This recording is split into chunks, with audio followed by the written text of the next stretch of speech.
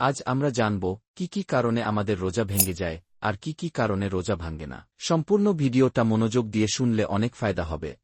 আসুন প্রথমে একটি গুরুত্বপূর্ণ বিষয় জেনে নেই। রোজা ভঙ্গ করতে হলে ৩টি শর্ত পূর্ণ হতে হবে। যে ব্যক্তি রোজা ভঙ্গ করেছে তিনি জানেন কি কি কারণে রোজা ভেঙে যায় এবং তিনি অজ্ঞ নন, তিনি জেনে শুনে রোজা ভঙ্গ করেছেন, ভুলবশত নয়, এবং তিনি ইচ্ছাকৃতভাবে রোজা ভঙ্গ করেছেন, বাধ্য হয়ে নয়। আল কুরআনে আল্লাহ তাআলা বলেন, তোমরা বলো, হে আমাদের প্রভু, যদি আমরা ভুলে যাই বা ভুল করি তবে আমাদের শাস্তি দেবেন না। নবী সাল্লাল্লাহু আলাইহি ওয়াসাল্লাম বলেছেন, আমার উম্মতের জন্য ভুলে যাওয়া এবং বাধ্য হয়ে করা বিষয়গুলোর জন্য ক্ষমা রয়েছে। যে ব্যক্তি না জেনে ভুল করেছে, যদি সে জানত তবে রোজা ভঙ্গ করত না, তাহলে তার রোজা বৈধ থাকবে।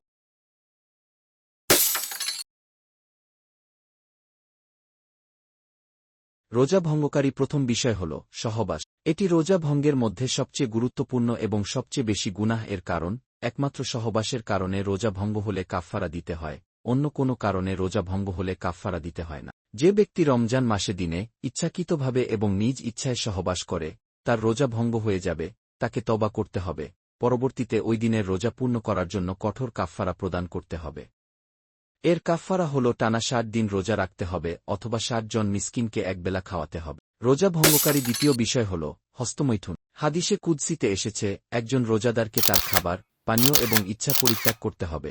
এখানে ইচ্ছা বলতে যৌন বিষয়কে বোঝানো হয়েছে। যে ব্যক্তি রমজান মাসে দিনের বেলা হস্তমৈথুন করে তাকে আল্লাহর কাছে তওবা করতে হবে এবং বাকি দিনটি সে কিছু খাবে না এবং পরে সেই দিনের জন্য একটি রোজা কাজা করবে। যদি হস্তমৈথুন শুরু করে বীর্যপাত না করে থেমে যায় তাহলে তার রোজা বৈধ থাকবে এবং তাকে পরে সেই রোজা কাজা করতে হবে না, তবে তওবা করতে হবে। রোজা ভঙ্গ হয়ে যাওয়ার কারণ হল রোজার রাখার দুর্বলতা আর সহবাসের দুর্বলতা।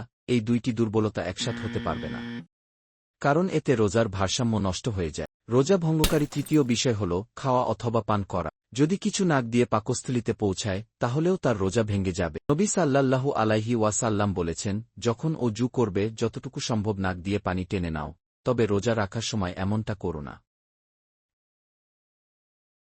এমন কোনো কিছু যা খাওয়া এবং পান করার মতোই মনে করা হয়। এটি রোজা ভঙ্গকারী চতুর্থ বিষয়। এটি দুইটি বিষয়কে অন্তর্ভুক্ত করে। ১. রোজাদার ব্যক্তি যদি রক্ত নেয় তাহলে তার রোজা ভঙ্গ হয়ে যাবে, কারণ রক্ত খাবার এবং পানীয় থেকে তৈরি হয়। ২. সুচ দিয়ে পুষ্টিকর কিছু নেওয়া, যেমন স্যালাইন নেওয়া যদি তাতে গ্লুকোজ বা অন্য পুষ্টিকর উপাদান থাকে। রোজা ভঙ্গকারী পঞ্চম বিষয় হল শিঙ্গা লাগানো, কারণ নবী সাল্লাল্লাহু আলাইহি ওয়াসাল্লাম বলেছেন, যে ব্যক্তি শিঙ্গা লাগানোর কাজ করে এবং যে ব্যক্তি শিঙ্গা লাগায় উভয়ই তাদের রোজা ভঙ্গ করেছে।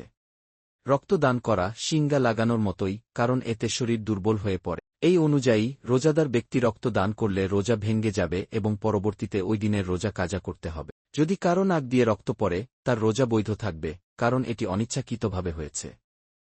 ফতোয়া লাজনাহ আদ-দাইম। রোজা ভঙ্গকারী ষষ্ঠ বিষয় হল ইচ্ছাকৃতভাবে বমি করা, কারণ নবী সাল্লাল্লাহু আলাইহি ওয়াসাল্লাম বলেছেন, যে ব্যক্তি অনিচ্ছাকৃতভাবে বমি করে তার রোজা কাজা করতে হবে না, তবে যে ব্যক্তি ইচ্ছাকৃতভাবে বমি করে সে পরে তার রোজা কাজা করবে।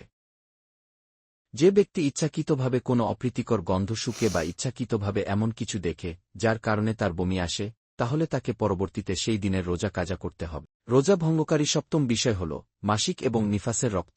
যখন কোনো মহিলা মাসিক বা নিফাসের রক্ত দেখে তার রোজা ভঙ্গ হয়ে যায়, এমনকি যদি এটি সূর্যাস্তের এক মুহূর্ত আগে ঘটে। যেসব বিষয় রোজা ভঙ্গ করে না: ইনহেলার নিলে রোজা ভাঙ্গে না, তবে নেবুলাইজার নিলে রোজা ভেঙে যায়। স্বপ্নদোষের কারণে রোজা ভাঙ্গে না, কারণ এটা আমাদের নিয়ন্ত্রণে নেই। চোখের ড্রপ, কানের ড্রপ রোজা ভঙ্গ করে না। অক্সিজেন গ্যাস নিলে রোজা ভঙ্গ হবে না। যে কোনো কিছু যেগুলো ত্বকে ব্যবহার করা হয়, যেমন ক্রিম, রোগ পরীক্ষা করার জন্য শরীরে কোনো মেডিকেল যন্ত্র বা উপকরণ প্রবেশ করালে, যেসব ইনজেকশন খাবার এবং পানীয়ের মতো নয় বরং চিকিৎসার উদ্দেশ্যে দেওয়া হয় সেগুলি রোজা ভঙ্গ করে না, যেমন পেনিসিলিন বা ইনসুলিন।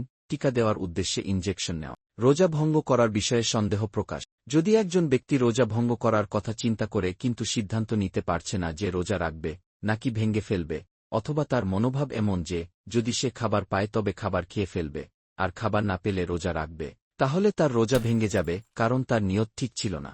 শাইখ ইবনে উসাইমিনকে জিজ্ঞাসা করা হয়েছিল, যদি একজন ব্যক্তি ফরজ রোজা রাখবে নাকি রাখবে না এই ব্যাপারে দ্বিধায় ভুগে, তবে তার রোজা কি সঠিক হবে? তিনি উত্তরে বলেছেন, যদি একজন ব্যক্তি রোজা ভঙ্গ করার সিদ্ধান্ত নেয় তবে তার রোজা ভঙ্গ হয়ে যাবে, যদিও সে কিছু না খায়। যদি একজন ব্যক্তি সফরে বের হয় এবং সিদ্ধান্ত নিল যে সে রোজা রাখবে না, কিন্তু সে কোনো খাবার পেল না, তাই সে ওই দিন রোজা রাখল, তাহলে তার রোজা ভঙ্গ হয়ে গেছে, কারণ তার নিয়ত ছিল সে আজকে রোজা রাখবে।